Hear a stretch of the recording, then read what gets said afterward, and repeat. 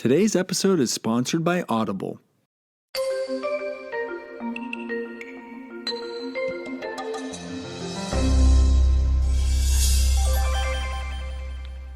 I was never able to understand the concept of greatness. I just never was able to understand that concept of greatness. And as time went on and I've gotten older and I've met many journeys on people that I met on my journey and people who I've read about on my journey. I read that all greatness, the majority of greatness in itself doesn't come with goodness. The two don't coexist with one another. And I spent all my life trying to become great because I had such a low self-esteem. And I realized late in life that all great men are not good men. And then so I tried to embark on a whole different career and try to become good. But what's the concept of good? Being a floor mat? I never understood the concept of good.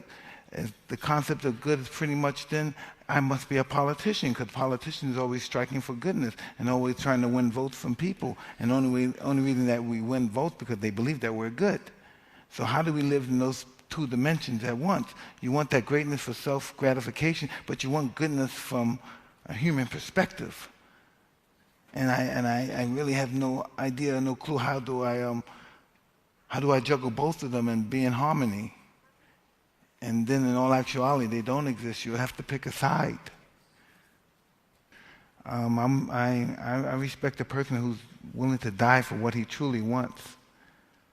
Even if it's love, even if it's a woman, whatever it is that he truly believes in, and that he believes that it transcends him to that level to demand for love existence. For instance, I look at love as a command to just rise to your greatest potential, and that's how people should feel. Their objective should be to rise to their best potential in life.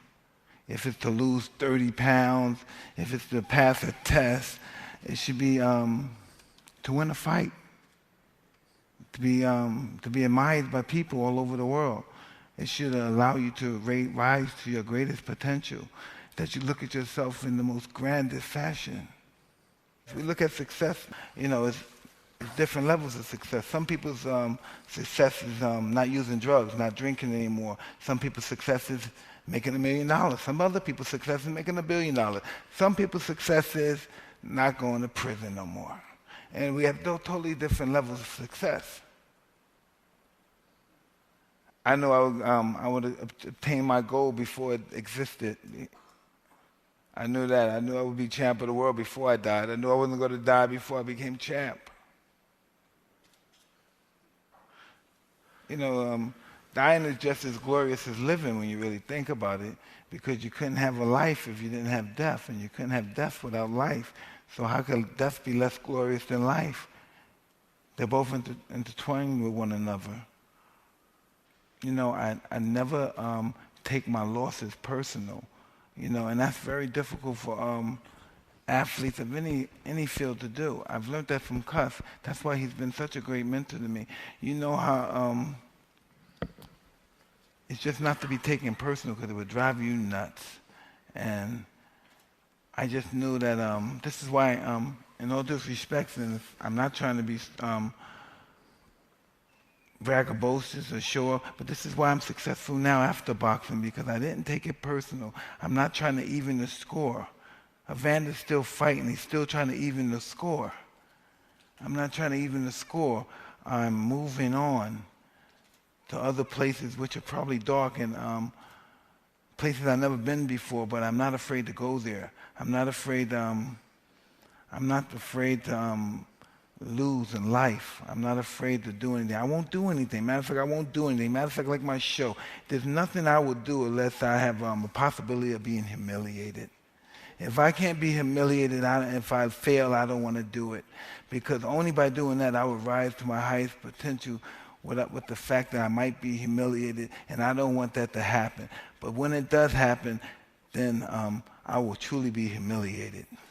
Because when I succeed, I truly succeed. I don't know, when that feeling comes, you have no control over it. I might want to die tomorrow, and that's just what it is. And that's how my mind works.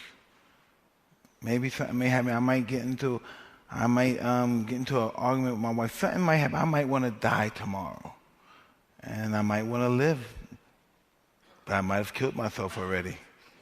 So I don't know how that goes. And you want to die because there's been enough already. No, maybe I want to die because I want to know what it's like to die.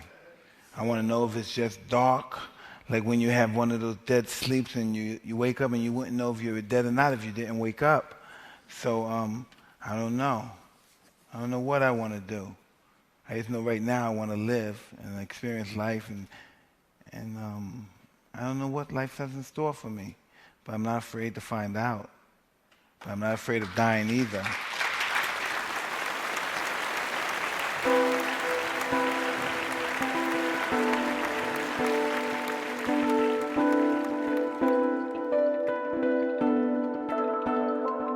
This episode is sponsored by Audible and its unmatched selection of audiobooks. Audible just released their newest plan, Audible Plus, that grants you access to thousands of select originals, audiobooks, and podcasts, including ad-free versions of popular shows as well as exclusive series. Audible Plus connects you to tons of content that entertains, inspires, and informs. It's easy to find just the right listen, whether it's comedy, romance, suspense, true crime, science fiction, or fitness and wellness. Check out the Audible holiday offer for the best offer all year. 6 months of Audible Plus for just $4.95 a month when you use our link at audible.com/afterschool or text afterschool to 500-500. After your first 6 months, it's still only $7.95 a month to download and stream all-you-can-listen audiobooks, originals, and podcasts included in the Audible Plus plan.